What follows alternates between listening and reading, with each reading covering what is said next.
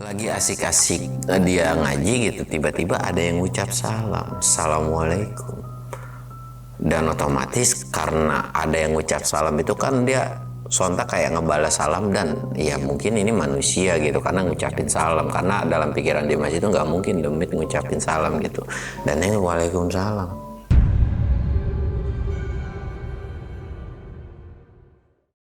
Assalamualaikum warahmatullahi wabarakatuh. Balik lagi di channel Samsul Mister Horror. Dongeng horor gue kali ini gue bakal ngelanjutin cerita yang kemarin nih. Buat kalian yang penasaran dengan ceritanya, kalian wajib tonton video ini sampai habis dan jangan lupa like, comment, subscribe, dan share video gue ke banyak orang. Dan buat kalian yang mau ikutan open trip, kalian bisa kunjungin Instagram gue di bawah sini. Dan buat kalian yang mau lihat video vlog gue juga, kalian bisa lihat di bawah sini. Dan gak usah banyak basa-basi lagi, kita mulai ke segmen donor. Dongeng horor dimulai.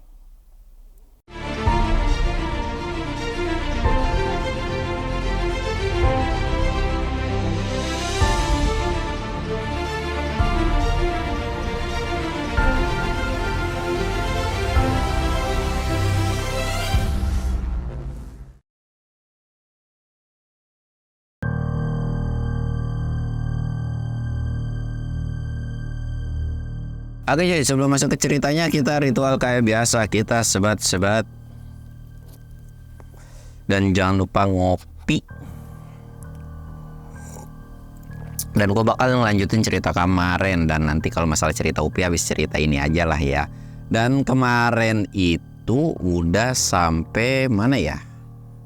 Oh ya, kemarin itu udah sampai di pohon gede. Dimas sama Lukas itu udah sampai pohon gede, yang dimana pada saat itu Bang Lukas ini nyuruh untuk jangan batal. Setelah sholat zuhur kan mereka lanjutin tuh, tapi dengan catatan jangan sampai batal wudhu. Dan lagi ketika mereka sampai di pohon gede itu juga ya bingung mau ngapain juga, tapi ya sebenarnya Lukas ini udah tahu apa yang harus dia lakuin gitu kan. Dan singkat cerita, ketika mereka udah sampai di pohon gede itu, ya mereka istirahat, nyantai-nyantai, nyemil-nyemil dan sebagainya gitu kan. Dan kondisi pada saat itu kan masih siang ya, bisa dibilang masih sekitar jam 2-an atau belum sore-sore banget gitu kan.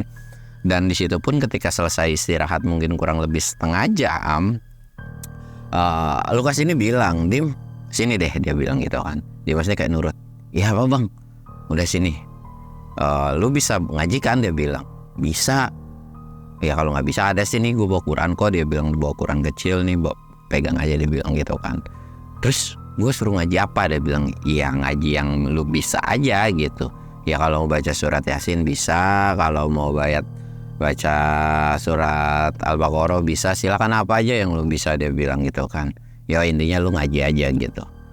"Terus ngapain lagi?" "Ya udah lu ngaji aja gitu kan." "Ya udah deh kalau kayak gitu." "Udah lu belum batal kan?" "Iya belum kok." "Ya udah deh kalau belum batal, bagus gitu kan." Singkat cerita nih cuy, ya intinya si Dimas ini cuman disuruh ngaji doang, dan kondisi pada saat itu pun Dimas nggak terlalu banyak tanya gitu kan, ya nurut-nurut aja. Dan sampai akhirnya dia Lukas ini nyari sebuah spot yang lumayan agak enak dekat pohon besar itu, dan duduklah mereka berdua. "Nah yuk kita mulai ngaji," dia bilang gitu kan. Jadi kayak orang tahlilan, atau kalau orang Sunda bilang tuh kayak hadiah gitu cuy gitu kan. Sampai akhirnya mereka kayak ya udahlah ngaji di situ gitu. Di awal-awal ngaji itu masih normal gitu kan, walaupun si Dimas ini sempat mikir dalam hatinya, ngapain ngaji di sini ya, udah kayak ziarah aja gitu kan. Apa jangan-jangan nanti setannya kepanasan atau ketakutan. Dan lagi juga, perasaan deket pohon ini kagak ada sajen dah. Kalau memang ini pohon yang dikeramatkan gitu, atau bisa dibilang pohon yang memang sering diadain ritual, biasanya kan ada aja tuh bekas-bekas sajen, bekas-bekas dupa atau apapun. Tapi ini nggak ada yang hal-hal yang kayak begitu cuy. Kayak pohon normal, cuman bentuknya aja yang besar gitu kan. Sampai akhirnya mereka ngaji terus, dan udah hampir mau asar mereka masih kayak ngaji kan. Dan kondisi ketika selesai asar pun Lukas ini bilang, "Udah kita sholat asar dulu." Akhirnya mereka sholat asar tuh kan, sholat asar dan selesai. Sampai akhirnya mereka ngelanjutin lagi ngaji. Dan kondisinya pada saat itu pun Dimas sebenarnya pengen nanya kapan nih selesainya gitu kan. Mungkin karena Lukas ini tahu, dia bilang kalau memang capek ya lu istirahat aja dulu, lu nyebat-nyebat kek, atau lu ngapain kek, terserah. Dia bilang istirahat lah intinya gitu kan. "Iya bang, nggak apa-apa, masih aman kok." Dia bilang masih lancar-lancar aja. Dia bilang nanti juga kalau memang udah dapat perintah kayak gitu ya Ya udah kalau memang gue capek nanti Pak kalian istirahat. Oh ya udahlah. Akhirnya karena mungkin ya saking fokusnya tuh Dimas pada saat itu ngaji pun, jujur pada saat itu pun Dimas bisa dibilang ya kalau ngaji mah kayak biasa cuy gitu. Cuman baru kali itu dia benar-benar fokus ke Al-Quran ini cuy, ngaji terus. Sampai suatu ketika dia kan pegel ya ngaji terus dan kayak ya udah dah gue istirahat dulu kali ya. Dia baru sadar ternyata dia ini sekitarnya itu udah gelap gulita cuy. Bahkan mereka tuh sampai lupa nyalain senter dan headlamp. Jadi kayak wah udah gelap aja nih, udah maghrib kali ya. Tapi kalau udah maghrib kayaknya Lukas ini suka nyuruh gue sholat dah, atau kita akan sholat berjamaah gitu. Tapi apa mungkin ini belum maghrib? Apa gue saking ngusuhnya kelewat maghrib gitu? Nggak mungkin juga. Masih gue nggak disuruh sholat. Udah ada bodo amat, mungkin karena hutannya udah gelap aja kali gitu kan. Singkat cerita nih, Lukas ini itu terus ngaji dan itu kedengeran suara lantunan ngajinya gitu kan ya. Gue istirahat ah. Dan Dimas ini kayak agak mundur sedikit gitu kan ke belakang. Dan dia nyalain lah sebatang rokok. Dia minum dulu terus nyalain sebatang rokok. Dipikir-pikir kata Dimas, ini hutan serem juga ya kalau malam. Malah di pohon gede lagi. Yang ditakutin sama Dimas adalah takutnya tiba-tiba itu ada pohon atau dahan yang jatuh. Itu yang bikin malapetaka gitu kan. Tapi ngeliat kondisi dari cuaca, dari angin kayaknya normal-normal aja nih, nggak ada akan yang aneh-aneh. Dan hawa dari si tempat itu pun nggak ada sesuatu hal yang merinding, ada penampakan atau apapun gitu kan. Tapi Dimas ini belum tahu aja bahwa malapetaka itu sebentar lagi bakalan datang gitu kan. Ketika habis satu batang, dia bilang, apa gue lanjut lagi ya? Nggak enak juga nih sama Bang Lukas. Ya udahlah gue menurut aja daripada, karena kan gue orang nggak paham gitu kan kata si Dimas ini. Udahlah gue nurut aja, udah ngerokok, minum lagi, dan dia mau ngaji gitu. Dia ngaji lagi gitu pada saat itu. Dan ketika ngaji ini mulai nih yang awalnya dia khusyuk banget karena mungkin udah goyah juga gitu kan. Jadi dia ngerasa kayak ada yang ngawasin gitu cuy. Ketika Dimas ini nengok sekelilingnya tuh nggak ada yang ngeliatin gitu kan. Kayak cuman firasat doang, kayak gue kayak ngerasa diliatin tapi nggak ada. Udahlah bodo amat, gue ngaji lagi. Ngaji terus tapi terus-terusan dia ngerasa kalau ada yang merhatiin gitu kan. Sampai suatu ketika dia capek lagi gitu kan. Udah istirahat lagi. Dan anehnya kali ini waktu ke maghrib itu kayak berasa lama banget. Apa memang udah kelewat gitu kan. Dan kondisi pun makin lama makin gelap aja. Dan udah kayak malam gitu. Kok udah malam ya? Kok gue gak sholat? Dan dia tuh kayak gak nge sama jam. Dan sampai akhirnya kayak gue ngeliat jam. Dan ketika ngeliat jam itu masih kondisi sekitaran jam 4. Kok masih jam 4 ya? Kayaknya gue udah ngaji udah berapa ayat juga. Udah hampir mau habis 1 juz juga. Tapi kok gak lewat-lewat ini jam 4 gitu kan. Apa sehusu itu gue tadi sebelum selesai, apa sesudah selesai gitu kan. Wah gak benar ya. Tapi gak mungkin. Mungkin jam gue kali ngaco. Gue nyebat lagi. Dia nyebat nih cuy. Lagi asik-asik dia ngaji gitu, tiba-tiba ada yang ngucap salam. Assalamualaikum. Dan otomatis karena ada yang ngucap salam itu kan dia sontak kayak ngebalas salam. Dan ya mungkin ini manusia gitu karena ngucapin salam. Karena dalam pikiran dia itu gak mungkin demit ngucapin salam gitu. Dan dia waalaikumsalam. Tapi suara itu ada, tapi wujudnya gak ada. Lah kemana itu orang? Kok gak ada? Mungkin angin kali. Gue lanjut ngerokok lagi.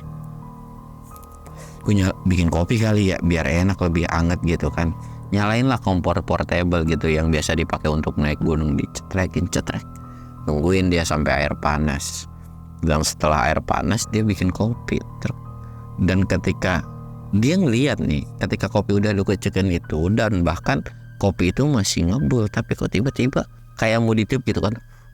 Kopi itu mau diuyup, kok tiba-tiba langsung dingin cuy. Bener-bener kayak kopi dingin gitu. Gak ada panas-panasnya sama sekali. Bahkan saking penasarannya dia sampai ngencelumin telunjuknya ini ke si tekonya ini. Dan itu panas cuy. Kok bisa-bisanya ini gak panas? Apa lidah gue ya? Dan dicelupin nih. Lah iya kagak panas anjir. Loh kok bisa gitu kan. Kalau kalian atau kalau kalian tahu itu adalah Kalau kopi diseduh pakai air dingin kan otomatis dia nggak akan hancur kan, atau bisa dibilang ngembul gitu kan. Lah, tapi ini kok hancur ya? Nah ya udah. Dan ketika itu bodo amat lah, yang penting kopinya enak, ada rasa buat ngenakin ngerokok gitu kan. Dan itu ada yang ngucap lagi salam, assalamualaikum. Dia tengok lagi dong, waalaikumsalam. Kali ini ada seorang bapak-bapak Parubaya gitu, dan dia pakai pakaian yang serba hitam cuy, yang semuanya serba hitam, pakai apa sih namanya, topi, bukan kopea ya, tapi kayak ikat kepala gitu warna hitam juga. Dan nengok, kelihatan dari bapak-bapak ini tuh nggak aneh, kayak manusia biasa gitu kan. Dan dia tuh pakai lampu obor, atau pakai ya lampu obor gitu, yang seharusnya dimana ketika orang ini datang harusnya ketahuan dari sinar si lampu obor ini. Tapi gara-gara dia tuh kayak ngerasa kok tiba-tiba ada, apa gue saking enaknya menikmati kopi atau menikmati angin gitu kan. Dan sampai akhirnya udahlah bodo amat, mungkin dia lupa atau ngeh, atau memang gak terlalu ngeh gitu kan. Sampai akhirnya, oh iya pak, mau ngapain? Dan ditanyalah sama si bapak-bapak itu, justru saya mau nanya kalian ngapain di sini gitu kan. Dan ngobrol panjang lebar di situ, seolah-olah si orang itu kayak ngajak ngobrol dan lupa tugasnya untuk si Dimas ini untuk ngaji gitu cuy. Bisa dibilang kayak ya udah lu jangan ngaji lagi gitu kan. Singkat cerita nih cuy, mereka ngobrol ngalir ngidur panjang gitu kan. Dan si bapak-bapak ini tiba-tiba pamit gitu kan. Ya udah saya pamit dulu ya. Pamit lah. Dan ketika si orang ini pamit, Dimas itu ada satu hal yang lupa, atau beberapa hal yang lupa. Dia tuh lupa nanya nama, dan kok bisa-bisanya malam-malam kesini dan mau ngapain gitu kan. Aduh, kenapa gue bisa lupa ya? Tiba-tiba kayak gue ngobrol seolah-olah tuh kayak kenal dengan si orang ini gitu. Jadi kayak ngobrol biasa aja. Dan ketika lagi asik ngobrol, dia memalingkan mukanya tuh kayak ke arah Bang Lukas. Dan ternyata Lukas ini nggak ada di tempatnya ketika ngaji gitu cuy. Lah, kok Lukas nggak ada? Kemana nih orang? Apa pas tadi gue ngobrol tiba-tiba dia udah cabut ya? Atau mau pipis kayak mau ngapain gitu? Udahlah, coba gue panggil Kas, Bang Lukas gitu kan. Dan itu dipanggil-panggil nggak ada nyaut sama sekali. Nengok ke kiri dan ke kanan itu nggak ada sama sekali. Loh, kemana nih? Mulai rasa panik ketika nggak ada Lukas di situ gitu kan. Waduh, gimana ya? Aduh, gue bingung lagi. Singkat cerita nih, nyari ke seputaran situ nggak ketemu. Bahkan dia mau nyari sebenarnya agak jauh dikit, tapi dia nggak berani cuy. Gara-gara ya kalau makin dalam ke sana takutnya nyasar, dan takutnya dia nggak ketemu tempat ini lagi, dan nanti yang ada malah saling cari dan malah nyasar kemana-mana gitu. Akhirnya ya udahlah, gue tungguin di sini. Mungkin tadi pas gue lagi ngobrol dia nggak enak negor kali ya, makanya dia pergi duluan karena mau pipis atau ada keperluan lain gitu kan. Ya udahlah. Dan di situ Dimas ini kayak duduk. Dia tuh sempat mikir, kenapa aku disuruh ngaji? Dan apa sih tujuannya ke sini gitu kan? Dan ketika ngaji juga nggak ada aneh-aneh di sini, nggak ada penampakan atau apapun gitu kan. Dan hawanya pun nggak serem-serem banget cuy. Ya memang Dimas ini penakut gitu, apalagi sekarang udah sendiri. Tapi takutnya itu nggak yang terlalu berlebihan lah, bisa dibilang masih bisa sadar dan bisa dikontrol gitu kan. Sampai akhirnya suatu ketika, ya udah gue lanjutin ngaji lagi kali ya. Gue nggak enak juga kalau udah lama ngeres gitu kan. Udah lama istirahat, bahkan udah ngabisin 2-3 batang rokok. Udahlah nih yang terakhir nih, udah selesai ini, gue lanjut lagi ngaji. Dan suatu ketika rokoknya ini udah selesai cuy, dia lanjut lagi ngaji kan. Dan tiba-tiba ketika ngaji ini ada yang ucap salam lagi, assalamualaikum. Waalaikumsalam gitu kan. Baru juga ngaji sebentaran, tengok lagi ternyata itu sosok bapak-bapak itu. Dan singkatnya si bapak-bapak itu izin, saya ikutan juga ya, dia bilang gitu kan. Oh ya silakan. Dan ikutan ngaji cuy ternyata di situ. Dan tapi jaraknya tuh si Dimas ini di depan, si bapak-bapak ini di belakang. Dan ketika ya udah pak kalau ngaji, dan mungkin berpikiran mungkin ini memang biasa tempat ziarah kali ya, dia bilang gitu kan. Ya udahlah, tapi anehnya kalau ngaji itu kan biasanya suka kedengeran lah ya. Dalam arti tahulah surat-surat itu kayak gimana, kalau orang ngaji itu seperti apa. Di belakang ini kedengeran suaranya, tapi suaranya kayak Dimas itu berpikiran mungkin dalam hati atau ya nggak terlalu di ucapin dengan jelas benar gitu artikulasinya, yang penting dalam hatinya itu jelas gitu kan. Nah ya udah biarin cuek-cuek aja, tapi kok ngerasa keganggu gitu kan. Tapi kali ini matanya Dimas itu nggak berani untuk nengok ke belakang, kayak seolah-olah ada penghalang atau kayak susah banget untuk nengok ke belakang, dan ada sebuah ketakutan ketika nengok ke belakang. Dan ya udah bodo amat. Dan makin terus dilanjutin ngajinya, suara yang di belakang ini kayak makin kenceng kayak gitu cuy. Dan suaranya yang tadi awalnya cuma satu itu kok jadi makin banyak. Dimas itu kayak sebentar ngeberhentiin, dan dia tuh kayak dalam hatinya tuh, kok makin lama makin banyak, ada apa ini, kok makin kesini makin banyak aja gitu kan. Dan singkat cerita, Dimas ini cobalah untuk berani nengok ke belakang, tapi pelan-pelan.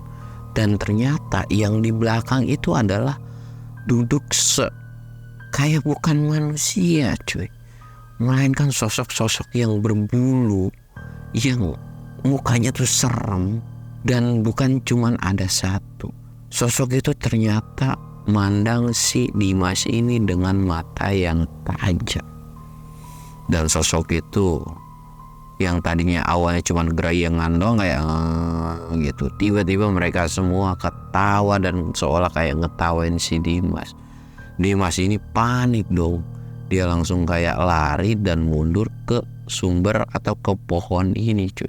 Dan bahkan saking ketakutannya dia sampai terpojok dan nabrak si pohon ini. Di belakangnya ternyata ada pohon gede gitu kan. Kayak lah kok udah nggak ada lagi. Dia tuh kayak astagfirullahaladzim. Sosok itu memang bangun berdiri, tapi kayak belum yang namanya nyamperin gitu.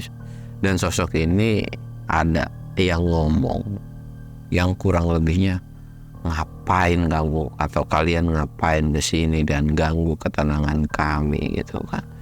Dan Dimas ini kan bingung mau ngomong apa. Dan alhamdulillah cuy, nggak lama dari belakang itu ada yang ngomong lagi juga. Sosok itu tuh yang ternyata adalah Lukas. Tujuan kami ke sini mau ngambil satu jiwa yang kalian tahan, yang dimana itu berada di dalam pohon ini atau di dalam rumah kalian. Tolong keluarkan jiwa itu atau jangan kalian tahan. Dan gak baik juga kalian menahan jiwa manusia itu di sini gitu kan. Dan sosok itu tuh kayak gak seneng. Dan kalau memang lu semua mau ngambil, silakan ambil kalau memang bisa. Tapi kalau memang gak bisa, silakan kalian pergi. Lukas itu kayak senyum dan bilang, ya udah kalau memang itu udah keputusan kalian, gue bakalan ambil paksa gitu kan. Dan singkat cerita cuy, si Lukas ini akhirnya duduk dan dia tuh kayak baca doa dan sambil ngaji terus gitu kan. Dan gak lupa Lukas ini bilang, Dim, jangan lupa banyak doa ya, banyak-banyakin doa. Yang tadi awalnya itu gak punya hawa sama sekali di tempat itu, mendadak hawa di situ tuh kayak langsung beda seketika. Yang tadi awalnya normal, tapi kali ini bener-bener pengap banget, seolah di situ tuh banyak orang atau lagi dikerumunin sama banyak makhluk-makhluk gitu. Walaupun perwujudannya itu nggak kelihatan, yang cuman kelihatan adalah yang di depannya dia ini. Dan sampai akhirnya ketika si Dimas ini nurut, ya nurut-nurut aja gitu kan. Seolah sosok itu tuh makin lama makin dekat. Tapi anehnya sosok itu kok kayak nggak bisa ngedeketin mereka. Dan kayak seolah ada penghalang atau ada tembok. Dan si Lukas ini terus-terusan ngaji, terus aja ngaji, dan kelihatan menurut Dimas ini khusyuk banget ngajinya. Tapi Dimas ini karena terganggu dengan sosok-sosok tersebut gitu kan.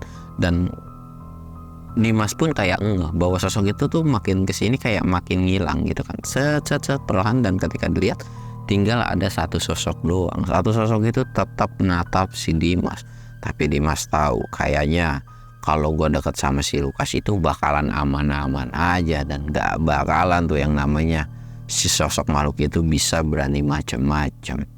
Dan singkat cerita, si sosok makhluk ini tuh udah pergi. Dan karena dia pun kayak ngerasa udah aman, kayak ngebangunin lah si Lukas ini.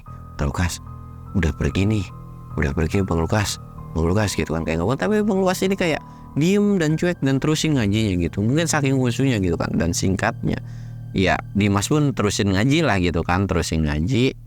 Dan mungkin itu udah sekitaran jam 10 atau jam 11-an, karena kondisinya jam Dimas ini masih belum normal juga. Dan anehnya kalau memang udah waktunya sholat, biasanya Lukas ini selalu nyuruh sholat gitu kan, yuk udah waktunya sholat nih kita sholat. Tapi ini nggak sama sekali cuy. Sampai akhirnya Lukas ini buka matanya kan, dan dia tuh kayak ngerogoh satu lubang cuy, yang dimana dia bangun di situ ada, di pohon-pohon itu ada sela-sela, dan ngerogoh satu lubang. Nggak banyak ngomong, kan ngerogoh, nggak tahu apa yang dirogoh, dan susah banget gitu kan. Dan kayak, nih mundur dulu yuk, mundur lah. Dan ketika mundur, tiba-tiba kayak mau dicolok pakai pisau cuy. Di situ tuh ada pisau, dan kayak mau dilemparin pisau itu ke pohon tersebut. Tapi ketika mau dilempar itu kayak balik lagi, atau bisa dibilang nggak jadi lagi tuh, set. Dan nggak banyak omong juga. Lukas ini, yuk ikutin gua, dia bilang. Dimas itu nggak banyak tanya, cuman ngikutin doang, karena satu-satunya tempat paling aman adalah cuma ngikutin doang. Melipirlah dia ke sebuah pohon itu, dan ternyata di balik pohon itu adalah ada sebuah pintu kayak pintu rumah gitu kan. Dan Lukas ini bilang, lu tunggu di sini ya, lu jangan ikut masuk. Lu pokoknya tungguin di sini, apapun yang terjadi lu jangan kemana-mana. Nih lu pegang. Dimas ini dikasih sebuah tasbih kecil yang dimana harus dipegang. Intinya lu jangan pergi, cuman itu doang amanatnya. Gue mau masuk dulu. Dan singkat cerita, Dimas yang memang gak banyak tanya pun, dia pun cuma nurut doang. Bang Lukas ini masuk, ngebuka pintu dan masuk, dan tiba-tiba pintu itu kayak ngejeblag, kayak ketutup pencuk gitu kan. Dimas tuh sampai kaget, astagfirullahaladzim gitu. Dan singkatnya, Dimas ini nungguin sambil nengok kiri dan kanan. Aduh, ini tempat kagak, tadi perasaan enak-enak aja, tiba-tiba angker banget dah ya. Semoga aja nggak ada yang aneh-aneh dah. Dah, gue diem di sini dah. Ya udah, gue daripada nggak ngelakuin apa-apa, mendingan gue zikir aja, banyakin doa. Karena gue takut diganggu juga nih sama temen-temen di sini. Zikir aja terus pakai tasbih itu, terus zikir. Dan gak lama seolah di punggungnya ini, di pundak itu kayak ada yang megang. Tapi pas dilihat nggak ada. Sampai suatu ketika ada yang ngomong cuy. Suara itu tuh syahdu banget, merdu banget, bahkan kayak ya bocah-bocah SMA yang lucu-lucu. Dan ketika dilihat, itu ada seorang cewek cantik banget, yang dimana seolah cewek itu tuh kayak ngegoda, atau bisa dibilang ngapain di sini, nggak enak gitu kan, mendingan ke tempat yang lain aja gitu daripada lu di sini gitu kan. Tapi tahu nih bahwa ini tuh sebuah godaan, dan benar-benar nggak aku goda. Enggak aku. Dan sebenarnya nggak ngerasa punya pikiran aneh ke si cewek ini, karena memang udah kehipnotis gitu kan. Kakaknya ngapain ke sini gitu, malam-malam lagi sendirian. Udah kakaknya diem di sini aja, karena di sini banyak demit dan sebagainya gitu kan. Si Dimas itu kayak bilang kayak gitu. Tapi si cewek ini kayak nurut dan duduk di sampingnya, atau bisa dibilang di sebelahnya gitu kan. Tapi si Dimas ini terus zikir, kak kalau memang bisa baca doa atau kakak Islam baca aja gitu kan, baca terus. Tapi si cewek ini memang kayak yang sama sebelumnya gitu, kayak gitu kan. Di situ awal-awal tuh nggak terlalu ngeh, dan semakin kesini si Dimas ini makin ngeh, kok suaranya kayak gua nggak asing, kayak dejavu gitu kan. Sampai suatu ketika Dimas ini nengok, tapi perwujudan masih cewek cuy, masih cewek, nggak kayak tadi gitu. Dan makin lama makin kenceng, cewek juga. Udah amat. Dan sampai akhirnya si cewek ini tuh kayak diem di depannya si Dimas, dan kayak ngegoda si Dimas sampai berani buka baju si cewek tersebut. Siapa yang nggak kegoda cuy dengan perwujudan gitu. Tapi Dimas tahu itu tuh sesuatu hal yang nggak terpuji kalau dipandang terus gitu kan, kayak nunduk terus, kak jangan kayak gitu. Sampai akhirnya kan Dimas tuh nggak fokus yang namanya zikirnya gitu kan, kayak digoda terus. Bahkan ke apa ya, rabaan dari si tangan si cewek itu tuh kayak kerasa banget. Cowok normal mana cuy yang gak kegoda gitu kan, sampai bangun tuh si Udin penyoknya gitu kan. Sampai akhirnya si Dimas ini kayak ngepisin, dan ketika dikepisin dia ngerasa sesuatu, kok ada yang aneh. Yang ternyata ketika dikepisin itu dia berasa ada bulu-bulu, dan pas dilihat ternyata sosok itu tuh penuh dengan bulu-bulu, yang dimana si cewek cantik itu berubah jadi bulu-bulu cuy, atau ya sosok yang berwujud kayak hampir monyet kayak gitu kan. Dan Dimas itu kayak panik, bahkan sosok itu tuh kayak nyeringai dan natap tajam ke si Dimas. Dimas ini mulai ketakutan, dia pun langsung lari ke arah pintu yang dimana dia pengen masuk atau pengen minta tolong sama si Lukas, tapi pintu itu benar-benar nggak bisa dibuka. Dan sosok makhluk itu pun makin kesini makin ngedeketin aja gitu kan, makin lama makin ngedeketin dan ketika udah mau ngedekat, tiba-tiba pintu itu kebuka dan diambil tasbih itu. Kayak kebetulan tasbih itu nggak terlalu kenceng kan, dipegang, diambil, langsung dilemparin, pergi lu dari sini. Dan sosok itu tuh langsung pergi jauh. Dan ketika dilihat ternyata itu adalah Bang Lukas, yang dimana Lukas ini badannya penuh sama darah cuy, yang seolah kayak habis berantem gitu kan. Dan Lukas ini bilang, yuk kita pergi dari sini. Dan Dimas itu kayak, bang tapi lu berdarah, kita obatin dulu. Udah gak apa-apa, ini santai aja, nanti kita obatin, ambil di jalan aja. Singkat cerita, mereka ini pergi dari tempat tersebut dengan agak sedikit tergesa-gesa, yang dimana itu adalah permintaan dari Lukas sendiri. Dan ketika jalan ini, awal-awal jalan ini sebenarnya Lukas ini bilang, Dim lu jangan nengok ke belakang, nanti kalau lu nengok ke belakang malah lu yang ada takut, karena yang di belakang adalah bukan sesuatu hal yang harus lu liatin terus gitu kan. Dan singkatnya, karena memang sebetulnya Dimas ini penasaran, mungkin kalau gue bakal gue tengok cuy, tapi karena Dimas ini nurut dan tahu bahwa firasat di belakang itu ada sesuatu hal yang aneh, bahkan itu sampai kedengeran yang tadi awalnya nggak ada suara aneh-aneh itu, kayak ada suara Kunti, ada suara yang manggil-manggil nama Dimas dan sebagainya. Dia tuh tahu bahwa di belakang itu banyak demit-demit aneh-aneh gitu kan. Sampai akhirnya terus jalan, dan sampailah mereka di saung tersebut. Dan ketika sampai di saung ini, si Lukas ini bilang, Dim lu tunggu di sini ya, gue mau ngebasuh dulu nih. Dia bilang, gue pengen ngebersihin luka dulu. Singkat cerita, ke sungayan itu, dan sampai akhirnya ngebasuh, dan setelah bersih dia balik lagi. Dan di situ pun Lukas bilang, kita istirahat dulu di sini ya, nanti kita lanjutin lagi, dia bilang gitu kan. Dimas ini kayak mau nanya sesuatu, tapi Lukas karena yang memang tahu, sampai akhirnya dia bilang, lu nggak usah banyak nanya, atau ya gue pun nggak akan bisa jawab karena gue pun bingung ngejelasinnya. Yang pada intinya tujuan kita udah selesai gitu kan. Dan ya udah kita balik, tapi karena gue capek banget, ya udahlah kita istirahat dulu di sini gitu kan. Ya udah siap bang. Dan ketika di situ tuh dia ngelihat bahwa di jalan yang tadi mereka lewatin itu banyak sosok-sosok yang memang kayak merhatiin mereka berdua. Dan di situ pun Dimas kayak ngerasa minder atau takut dengan sosok tersebut. Tapi Lukas ini kayak mastiin, tenang aja Dim, sosok itu nggak akan berani untuk ngedeketin kita. Mereka nggak akan benar-benar berani sampai ngapa-ngapain kita. Pokoknya lu percaya aja sama gua. Dan singkat cerita, akhirnya mereka pergilah dari saung itu dan ninggalin.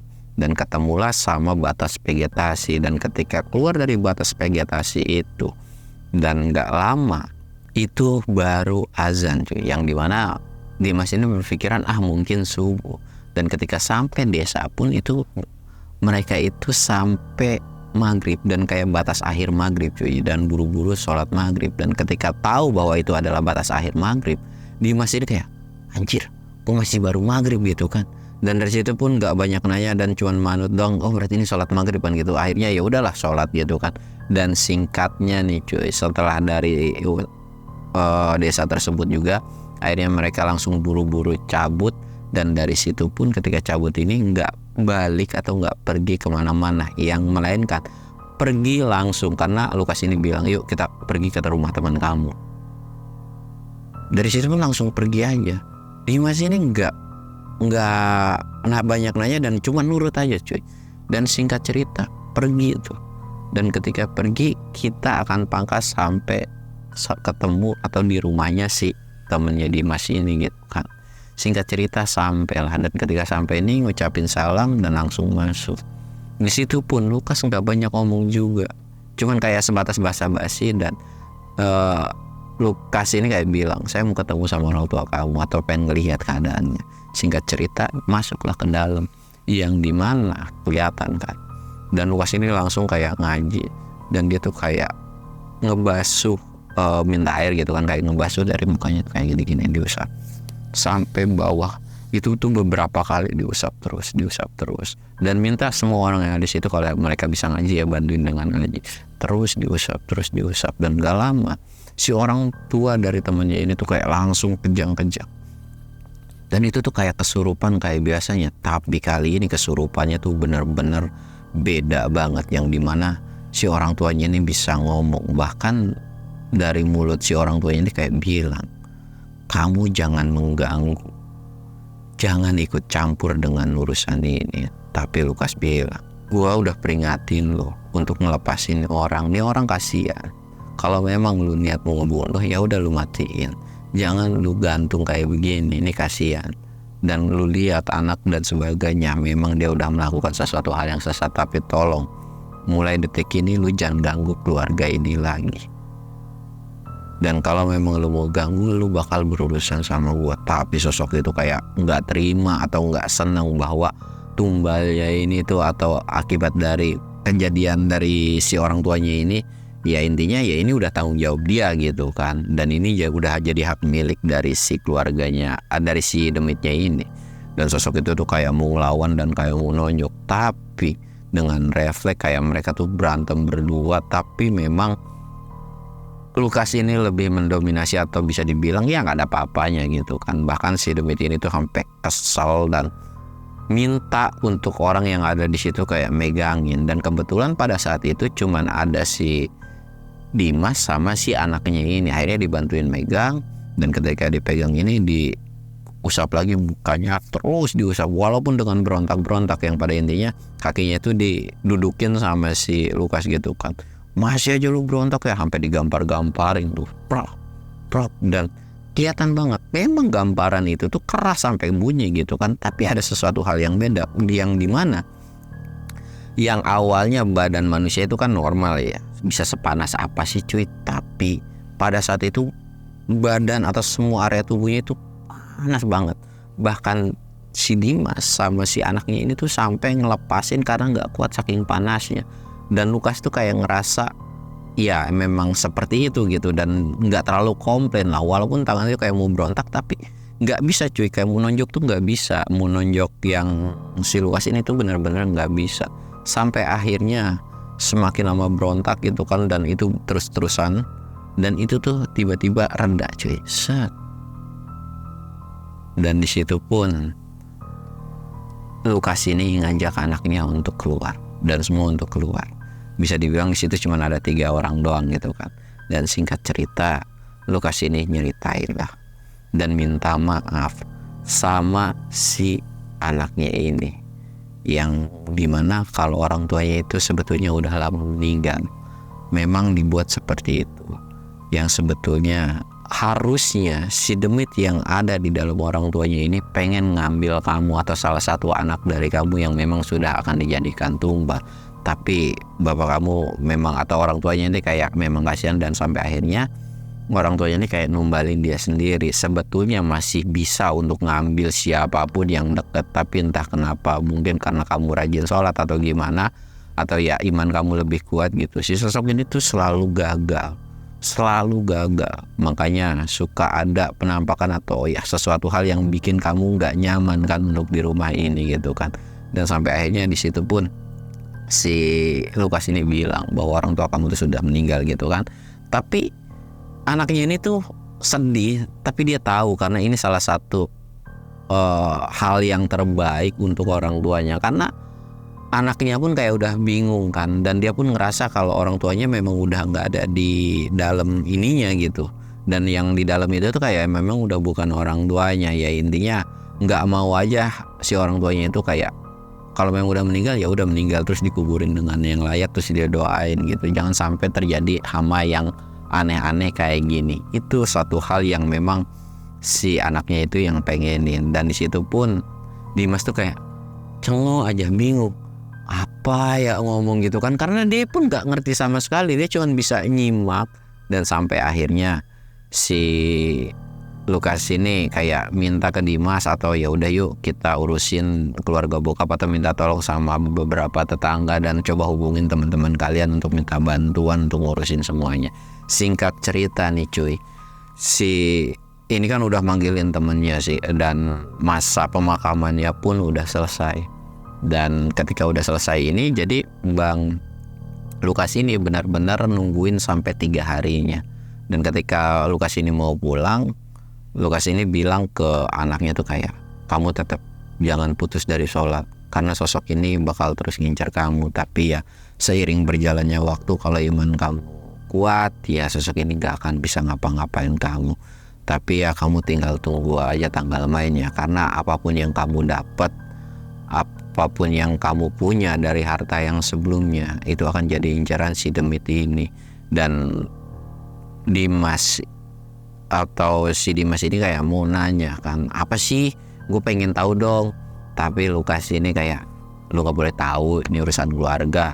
Yang pada intinya udahlah, nanti aja lu tahu, kalau memang nanti si anaknya mau nyeritain ya diceritain, kalau enggak juga ya udah biarin aja gitu kan ini pribadi masing-masing gitu kan. Jadi si Dimas pun kayak ngerti, dan anaknya pun kayak bilang dia tuh cuman manggut aja, dan memang kalau misalkan ada orang yang ngambil hartanya itu kenapa, kamu akan bisa lihat sendiri nanti. Dan singkat cerita, karena memang si anaknya ini tuh nggak pernah ngambil sepeser pun, atau bisa dibilang dulu pernah, tapi itu pun cuman sebatas biaya untuk si orang tuanya ini. Tapi ya makin lama kan makin habis gitu. Dan sampai akhirnya karena memang udah nggak punya biaya lagi, anaknya ini harus kerja dan ngebiayain dari berobatnya si orang tuanya ini. Sampai suatu ketika masalah ini udah selesai, si Dimas ini dapat cerita lah yang dimana memang semua keluarganya kecuali si anaknya yang ini semuanya meninggal cuy. Nah jadi ketika semasa orang tuanya ini kaya, benar-benar kaya, otomatis kan hartanya itu benar-benar di mana-mana cuy. Bisa dibilang yaelah 7 turunan tuh nggak habis. Siapapun yang ngambil itu juga nggak akan habis juga gitu cuy. Intinya banyak banget ya keluarganya yang memang orang tamak semua cuy. Akhirnya kayak ya udah diambil-ambilin, termasuk anak-anaknya yang memang serakah juga. Cuman ya anak yang satu ini tuh lebih berbakti dan kayak nurut aja. Sampai akhirnya semua keluarganya tuh sampai dapat kabar ini tuh Dimas mungkin sekitaran 4-6 bulanan. Dia tuh ngedapat kabar tuh di mana ada keluarga yang udah meninggal juga dengan keadaan yang tidak normal, terus ada yang masih sakit juga, tapi sakitnya itu hampir sama, bisa dibilang kayak nggak jelas juga gitu kan. Dan dari situ pun cuman ngedapat sebuah berita itu doang dari si temennya Dimas ini gitu kan.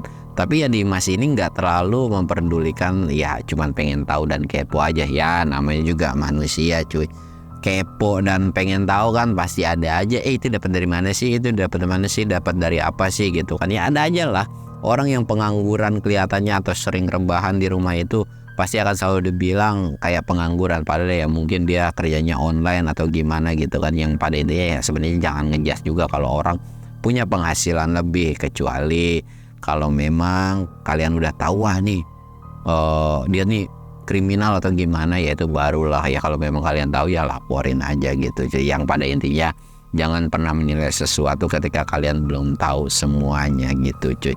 Dan sampai akhirnya ketika dari kejadian itu pun mungkin sekitar 1 tahun itu dan sampai akhirnya sebenarnya mereka tuh berteman cuy. Cuman karena memang itu adalah suatu pembahasan yang sensitif, teman-teman yang lain pun termasuk teman akrabnya juga nggak berani nanya yang aneh-aneh. Yang pada intinya mereka sebagai teman cuman bisa ngehibur, dan ya udahlah ketika sedih ya udah dihibur aja gitu kan. Dan alhamdulillah di situ pun gak ada yang nanya lagi, dan Dimas pun gak mau terlalu ikut campur dengan urusan keluarganya karena memang dari si orangnya pun masih belum mau cerita gitu kan. Ya udahlah itu biar jadi misteri dia dan keluarganya. Sampai akhirnya cuy cerita ini pun selesai. Dan cerita ini tuh memang bener-bener kayak ngegantung cuy. Gue pun dari penulis ini pun bisa dibilang gue minta terusannya atau selengkap-lengkapnya, tapi memang nggak terlalu lengkap atau bisa dibilang seperti ini. Dan semoga ya, karena yang ngirim cerita ini orang baru juga, jadi gue nggak bisa terlalu nge-push juga ya. Gue sih berharap nanti ada kelanjutannya atau masih ada sesuatu hal yang menarik dari si Dimas ini gitu, jadi bisa berpart-part lagi gitu kan, atau bisa ada kelanjutannya lagi. Segala sesuatu yang ada di cerita ini silahkan kalian ambil yang positifnya, yang buruknya silahkan kalian buang. Yang pada intinya kalian carilah rezeki yang halal walaupun sekecil apapun, terlepas dari kalian percaya tentang pesugihan atau enggak, yaitu silahkan hak kalian. Tapi yang pada intinya kalau memang bukan pesugihan pun ya jangan sampai yang kayak nyolong dan sebagainya cuy. Ya mungkin pesan gue dari segitu aja. Gue Samsul undur diri. Assalamualaikum warahmatullahi wabarakatuh.